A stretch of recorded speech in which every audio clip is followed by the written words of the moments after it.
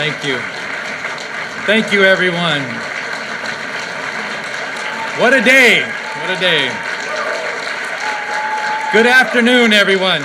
My name is Timothy Williams, chairman of the Fort Mojave Indian Tribe. Kamadu, and yup imoy es pachakwa, patahanch kapitan idum, and yup simoy nyolj, Williams imanchitum, iwanch chokam pipa makapchitum, ahakulu itum, avi kwame, iman vinch.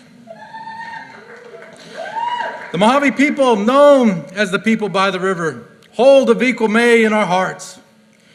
Avi Kwame, also known as Spirit Mountain, lays within the vast landscape of this pristine land of southern Nevada. It is a place we know as our creation. It is the beginning of our traditional songs, and it is the place that Native nations throughout the Southwest hold sacred. When the president committed to protecting this sacred area at the White House Tribal Nations Summit, our community was filled with joy. What had once been a distant dream for our people suddenly seemed possible. Since the beginning of the Biden and Harris administration, the president has demonstrated the commitment to respect tribal nations and our nation-to-nation relationship. Under his leadership, we have a seat at the table, and we have seen an unprecedented era and opportunity for our tribal communities. And we are all grateful to the president for taking historic action to combat the climate crisis and conserve and restore our nation's land and waters. On behalf of tribal nations who hold this land sacred, the members of the Fort Mojave Indian Tribe and the Fort Mojave Tribal Council, it is my honor to introduce the President of the United States of America, the Honorable Joe Biden.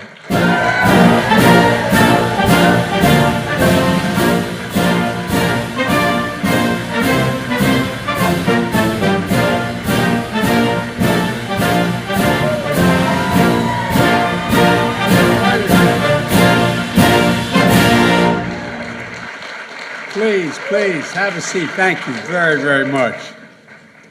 Chairman Williams, thanks for the introduction and for your leadership of Fort Mojave Indian Tribe. You know, it was great to meet you last week in Nevada. And thank you, Secretary Howland, for hosting this White House Conservation Summit here. You know, I want to thank you for all your fellow cabinet members and the federal employees across agencies to carry out this historic conservation plan across our nation, because it is a big deal. We're grateful to have incredible partners, including members of the Congress, tribal leaders, conservation advocates, all here today. And folks, it's my first week in office, I issued an executive order establishing the country's first ever national conservation goal. And we called it the America the Beautiful. And it's a nationwide campaign to protect and conserve by 2030 at least 30% of the lands and waters that support and sustain our nation. And last year on Earth Day, I signed an executive order to protect America's forests and to harness the power of nature in the fight against climate change. I'm here today to talk about an incredible progress that we've made. You know, my first year in office, we protected more lands and waters than any American president since John Kennedy.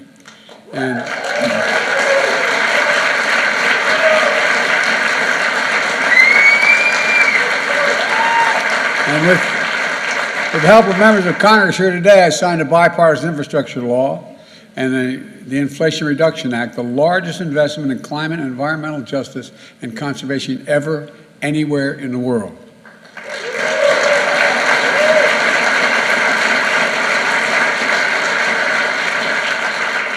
For the past 2 years, these investments have helped protect our iconic outdoor spaces, preserve our historic sites, and make our nation more resilient to the devastating impacts of climate change. We also relied on important partners to help us meet these goals. Farmers and ranchers have implemented critical conservation and stewardship practices across 50 million acres in private land and areas the size of the state of South Dakota. In Alaska, we protected the Tongass National Forest and the salmon Bristol Bay.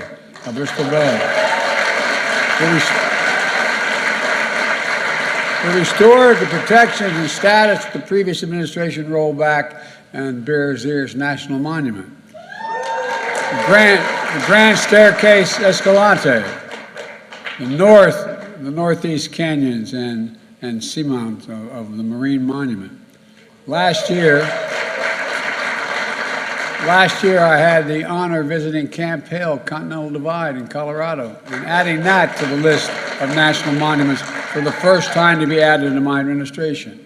It matters. This matters because when we conserve our country's natural gifts, we're not just protecting the livelihoods of people who depend on them, like the family farms, outdoor recreation, businesses, rural communities, welcoming visitors from all across the country and around the world, as that matter. We're protecting the heart and the soul of our national pride. We're protecting pieces of history, telling our story that will be told for generations upon generations to come. You know, our natural wonders are literally the envy of the world. They've always been, and they always will be, central to our heritage as a people and essential to our identity as a nation. That's why the budget I released earlier this month includes new funding to increase access to our natural areas for Americans from all backgrounds.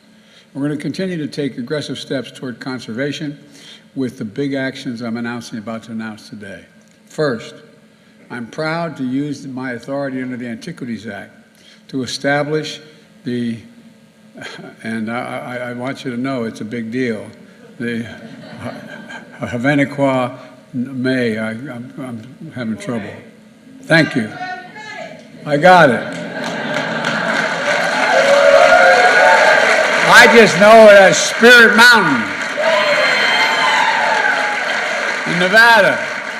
It's one of our most beautiful landscapes, and it ties together one of the largest contiguous wildlife corridors in the United States, 500,000 acres.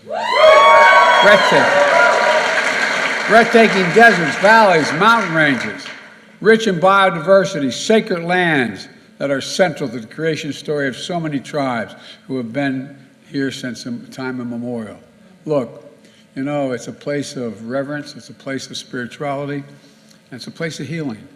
And now it will be recognized for the significance it holds and be preserved forever, forever.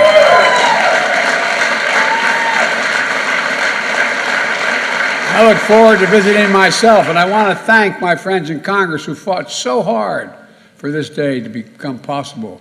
Senators Jackie Rosen, Catherine Cortez Mastow, Representative Susie Lee, Dina Titus, and a special thanks to you, Mr. Chairman, for your partnership. Look, second thing we're doing is we're protecting the Castner Range in Texas as a national monument. Thank you, Veronica Escobar, Representative, for your leadership in this. Now, I hope you'll still have reason to call me, because you called me a lot on this one. This is managed by the United States Army at Fort Bliss, and it tells the story of the tribal nations who live there and the members of our armed forces who trained in those lands. It's also a place of incredible beauty. And right now, as winter gives way to spring, Mexican gold poppies are bursting into bloom. You see, what I wanted to do was have all this in a video behind me here, because when you see it, it's just breathtaking. Transforming desert plains and hills into a sea of vibrant yellow and oranges, framed in the rugged mountains of the blue sky. The people of El Paso have fought to protect this for 50 years. Their work has finally paid off.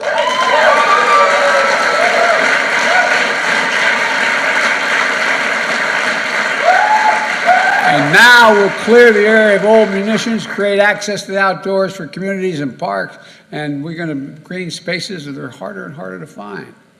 And importantly, Castner Range will be preserved for future generations. Folks, the third thing we're doing today, I'm issuing a presidential memorandum directing the Secretary of Commerce to immediately consider designating 777,000 square miles of the Pacific Ocean, southwest of Hawaii, as a new national marine sanctuary. You know,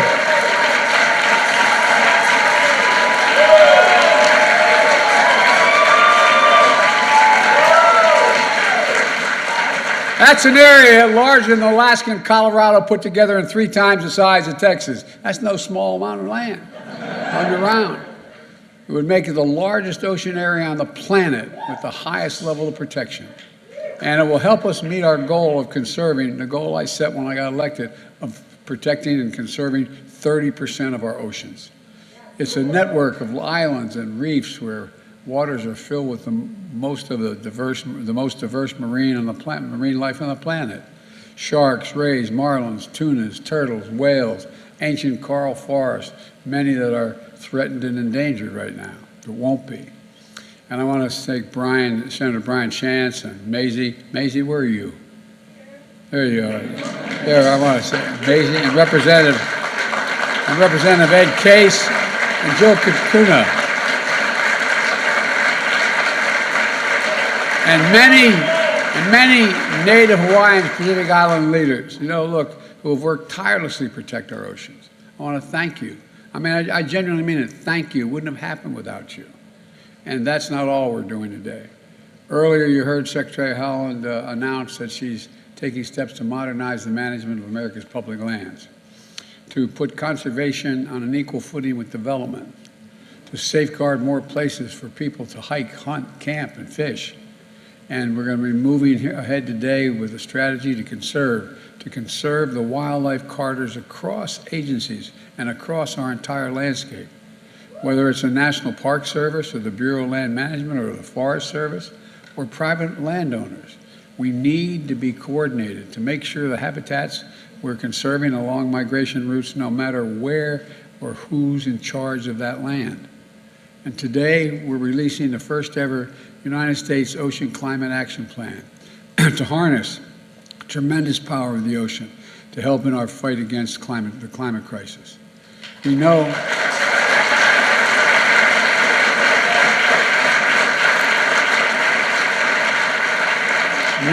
and you well know, we can reduce emissions by building offshore wind farms, better protect our coastal and fishing communities from worsening storms, changing fisheries and other impacts on climate change.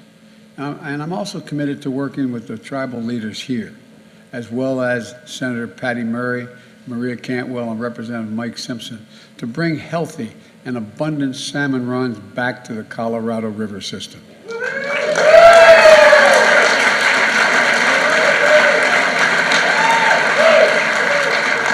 Let me close with this. Our country's natural treasures define our identity as a nation.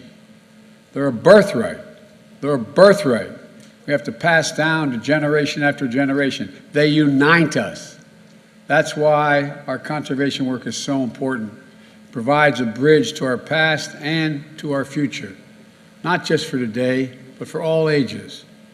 Rachel Carson, environmentalist and author, wrote, quote, "Those who contemplate the beauty of the earth find reserves of strength that will endure as long as life lasts."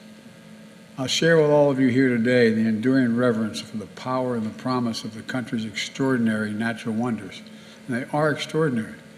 When I was vice president, I went to most of the national parks, and I brought my family because I wanted them to see them. Going down the Colorado River, the Snake River, just incredible, incredible, incredible places. We've got to keep it going. We've got to keep the faith. We've got to remember who we are. We're the United States of America, and we owe to our children, our grandchildren, our great-great-grandchildren, and all to come what we have and what we can preserve. There's nothing beyond our capacity if we work together. So God bless you all, and may God protect our troops. Thank you so much.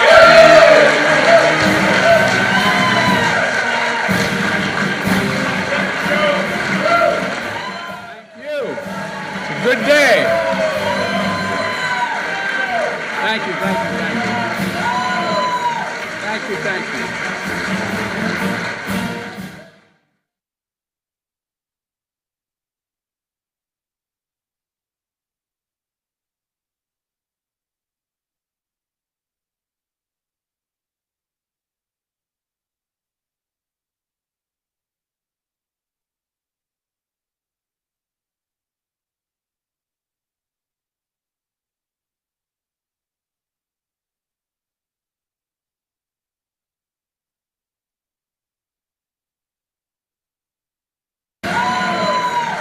you, thank you.